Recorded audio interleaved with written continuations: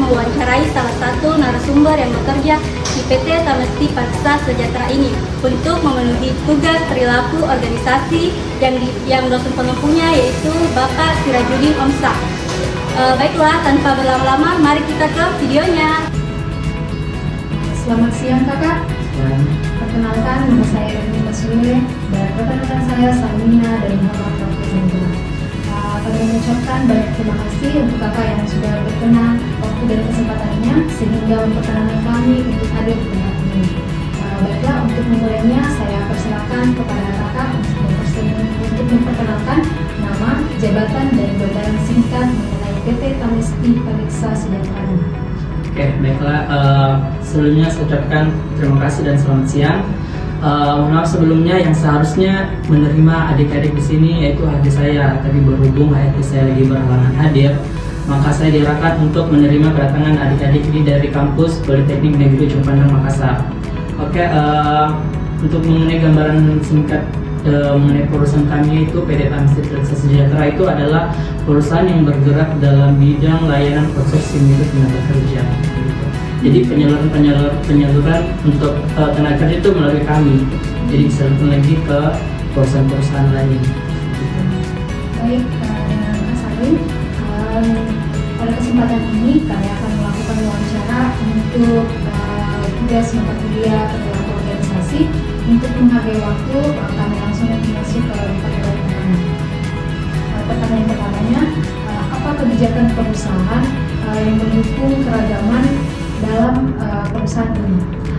Untuk mengenai kebijakannya yaitu perusahaan harus menerima dan pernyataan karyawan seperti dari berbagai latar belakang seperti keberagaman cakupnya seperti ras, etnis, jenis kelamin, usia, dan agama kayak begitu. Baik, untuk pertanyaan selanjutnya, apa yang dilakukan perusahaan untuk memastikan bahwa karyawannya itu merasa puas dengan pekerjaannya? Itu dengan cara memberikan reward atau bonus gitu. Baik, untuk pertanyaan selanjutnya, bagaimana cara kakak mengatasi emosi dan suasana hati seperti marah dan stres di lingkungan kerja? Kalau untuk mengatasinya sih biasanya mendengarkan musik sambil bekerja biar tidak stres. Untuk pertanyaan selanjutnya, bagaimana perusahaan menangani perbedaan nilai atau kepribadian antar karyawan yang dapat memicu konflik?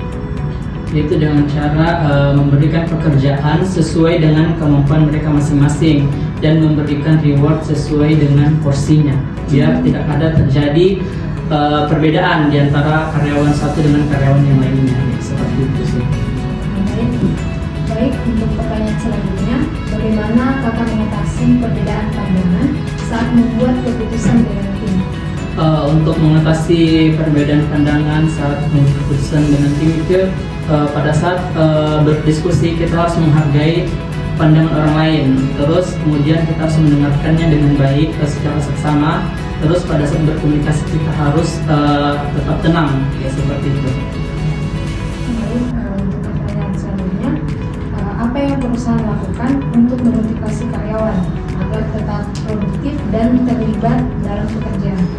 Yaitu dengan cara kita seperti yang tadi memberikan penghargaan atau reward, terus menjalin komunikasi yang baik dan menciptakan lingkungan kerja yang nyaman, seperti itu. Baik, untuk pertanyaan selanjutnya saya persilakan kepada saudara Rafi. Baik, langsung saja pada pertanyaan pertama saya itu, bagaimana pemimpin tim memastikan semua anggotanya terlibat aktif dalam bekerja? Yaitu dengan cara seorang pemimpin harus menerapkan gaya kepemimpinan yang demokratis. Maksudnya dalam artian di sini pemimpin dapat menghargai dan menerima masukan dari anggota timnya, dan selain itu pemimpin harus memberikan tanggung jawab kepada masing-masing karyawan dan karyawan harus melaporkan hasil tanggung jawabnya yang diberikan oleh pemimpin tersebut. Baik, pertanyaan selanjutnya itu, bagaimana perusahaan mendorong komunikasi yang baik antar individu dan tim? Untuk menciptakan suatu komunikasi yang baik dalam individu atau tim itu dengan cara menciptakan lingkungan terbuka sehingga setiap orang atau karyawan merasa nyaman untuk berbicara dan berkontribusi dalam suatu perusahaan. Dan selain itu dengan cara membuat rapat atau meeting, kemudian menyediakan kepemimpinan yang transparan dan menghargai perbedaan budaya atau pendapat. Baik, pertanyaan selanjutnya itu bagaimana seorang pemimpin dapat membangun hubungan yang baik dengan timnya? Itu dengan cara melakukan rapat yang santai, kemudian menciptakan lingkungan kerja yang positif, dan ini memotivasi anggota tim. Dalam artian pemimpin harus mampu untuk memotivasi anggota timnya agar mencapai tujuan bersama, ya seperti itu. Yang terakhir dari pertanyaan saya itu, apakah sering terjadi konflik antar tim dan bagaimana perusahaan mengatasi konflik tersebut? Oke, dalam setiap perusahaan tentu saja pasti ada konflik terjadi di antara mereka kan. Bagaimana cara perusahaan untuk mengatasi konflik tersebut? Itu dengan cara memberikan nasihat tentunya dan memastikan setiap anggota tim atau individu menjalankan SOP-nya mereka masing-masing. Pertanyaan selanjutnya itu saya serahkan kepada Saudari Sari. Oke. Baik, pertanyaan selanjutnya itu terkait dengan budaya organisasi. Menurut kakak, seberapa penting sih keterbukaan dan komunikasi dalam budaya perusahaan? Untuk keterbukaan dan komunikasi dalam perusahaan itu saya bilang sangat penting, karena tanpa komunikasi terbuka perusahaan itu susah maju. Kemudian membangun hubungan baik, mencegah kesalahpahaman dan membangun kepercayaan dan meningkatkan kolaborasi. Kolaborasi di sini maksudnya komunikasi yang baik dapat menghasilkan ide atau rencana atau gagasan dan solusi yang tepat untuk menjalankan sebuah proyek dalam perusahaan seperti itu. Baik, pertanyaan selanjutnya itu, menurut kakak bagaimana sih perusahaan ini mengatur keberhasilan dalam proses terjadinya perubahan? Yaitu dengan cara mengadakan survei ke karyawan untuk mengevaluasi penerimaan perubahan, terus kemudian membandingkan hasil yang sebelum dan sesudah implementasi perubahan. Baik, pertanyaan terakhir nih, apakah perusahaan ini menyediakan program pelatihan atau konseling terkait dengan manajemen stres? Untuk sementara mengenai perihal konseling atau manajemen stres di perusahaan kami tidak ada untuk sementara. Seperti itu.